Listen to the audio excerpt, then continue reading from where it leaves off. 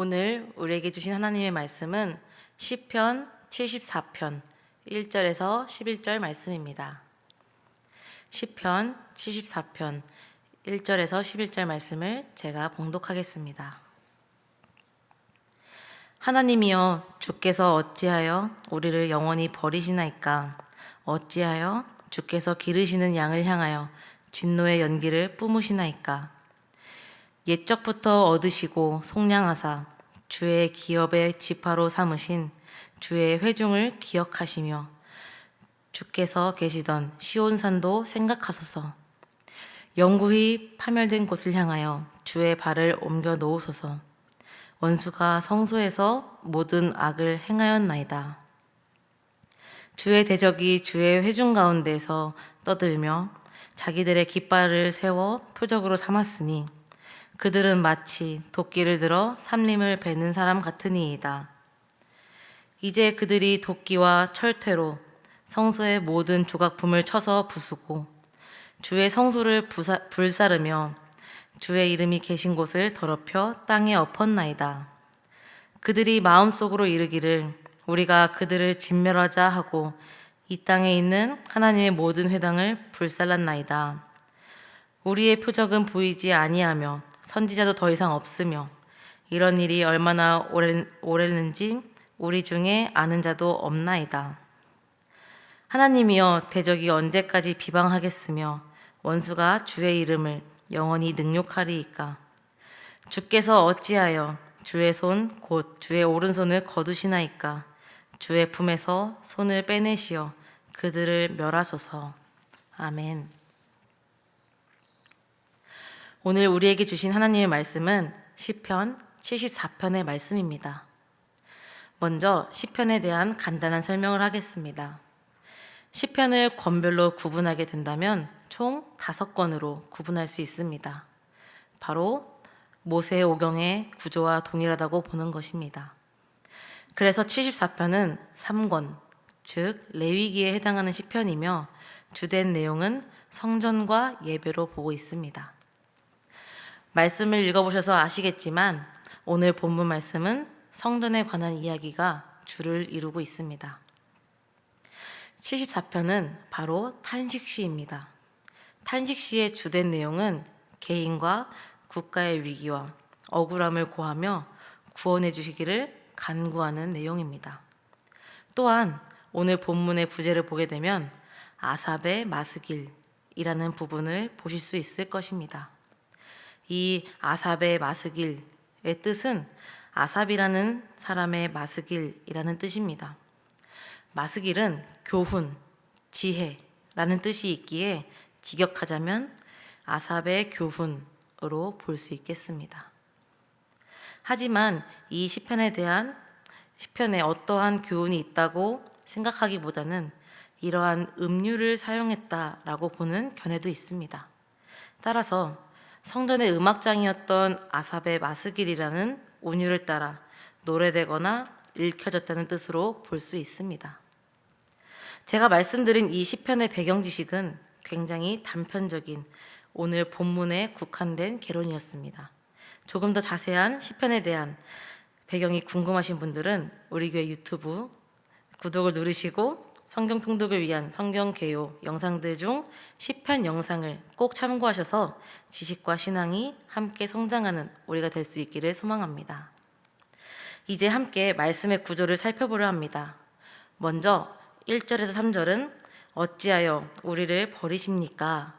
라고 질문하는 시적 화자의 질문을 담고 있습니다.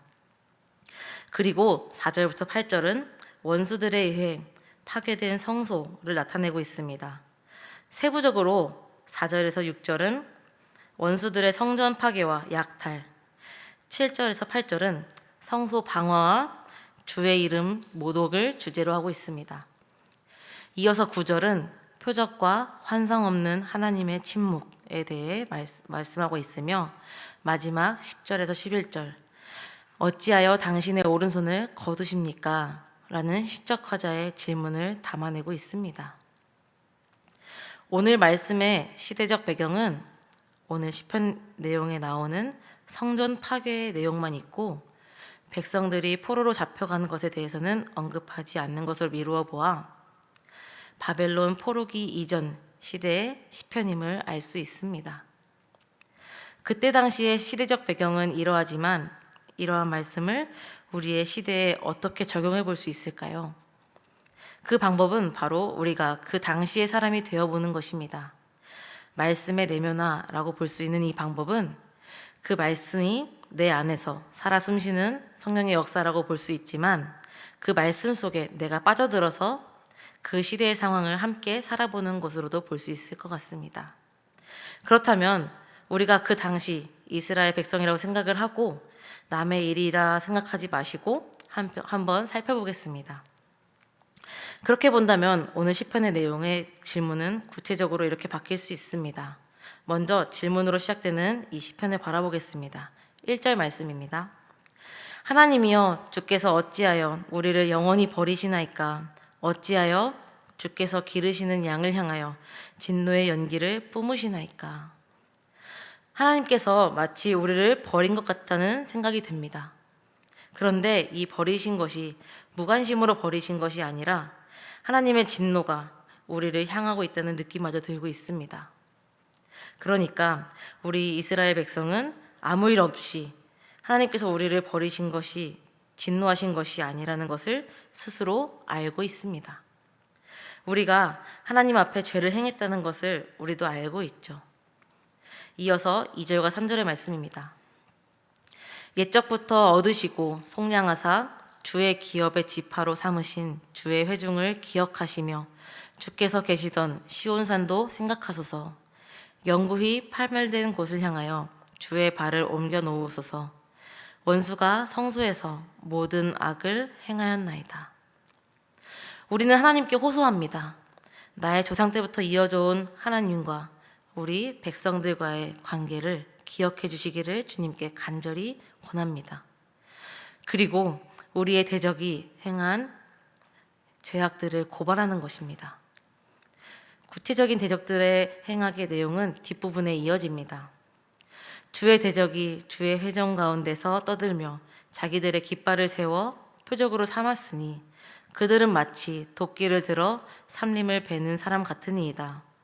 이제 그들이 도끼와 철퇴로 성소의 모든 조각품을 쳐서 부수고 주의 성소를 불사르며 주의 이름이 계신 곳을 더럽혀 땅에 엎었나이다.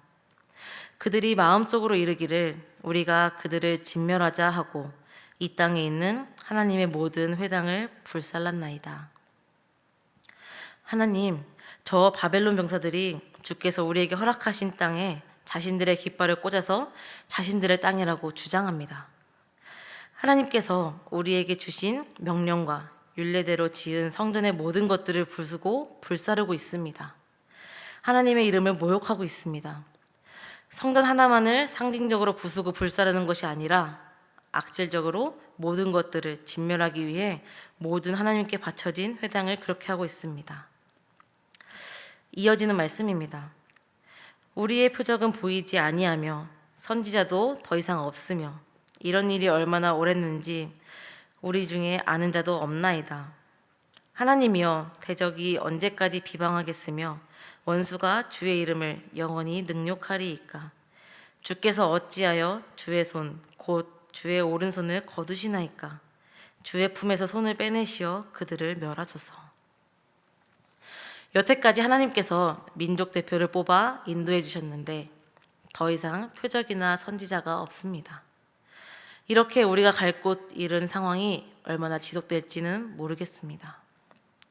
언제까지 대적의 비방과 원수의 모욕을 놔두실 것입니까? 어째서 아무 일도 하지 않은 것입니까? 그들을 벌해주시기를 간청합니다. 다시 현재로 돌아와서 말씀을 바라보곤 합니다. 이스라엘 백성은 하나님께 지은 죄가 있음에도 그것을 하나님께 다시 의탁하는 모습을 보입니다. 또한 마지막에는 하나님께 책망을 하는 듯한 어투를 보이기도 합니다. 그런데 우리는 이 일들의 결말을 알고 있습니다. 하나님께서 그들을 원수들의 손에서 구원해내시는 일입니다.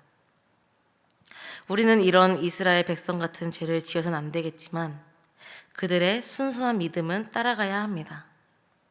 우리에게 죄가 있을지언정 하나님 이대로는 못 살겠습니다. 우리가 하나님께 의지하오니 우리를 구원하시옵소서. 이러한 담대함이 있어야 합니다. 이미 이스라엘 백성은 하나님 앞에 지은 죄에 대한 벌을 받고 있습니다. 그러나 하나님께서는 이 이스라엘 백성의 고통을 무시하지 않으셨습니다. 그때 당시를 살아가는 이스라엘 백성에게는 그런 고난의 순간들이 언제까지 지속될지 알지 못하는 상황이었지만 하나님께서는 그 울부짖는 목소리를 절대로 그냥 넘어가지 않으셨습니다. 마치 자녀를 징계한 어버이처럼 그들에게 훈계와 벌을 내렸을지언정 그들의 상처와 고통을 외면하지 않고 싸매어 치료해 주시는 자비의 마음을 하나님께서 베푸신 것입니다. 우리는 삶을 살아갈 때 하나님께 탄원을 한 만큼 의지를 해본 적이 있습니까? 이 탄원이라는 것은 어쩌면 하나님에 대한 원망과 탄식이 들어있을지는 모르지만 또한 강한 유대감과 믿음을 근본으로 하고 있습니다. 한마디로 염치가 없는 것입니다. 하나님, 제가 잘못한 거 아는데요. 일단 제가 지금 죽겠어요. 살려주시죠? 하는 것입니다. 죄를 짓지 않고 하나님의 말씀대로 살아가는 것이 정말 중요하겠지만 이미 벌어진 일은 벌어진 것입니다.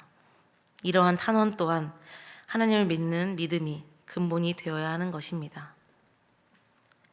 하나님께서 이런 징벌 가운데 있는 나일지라도 하나님께서 나를 넘어지게 하실지언정 죽게는 하지 않으신다는 믿음, 당신의 자녀에게 벌을 내렸을지라도 그 자녀를 버리거나 고통을 모른 채 하지 않으신다는 그런 믿음이 기초가 되어 있는 것입니다.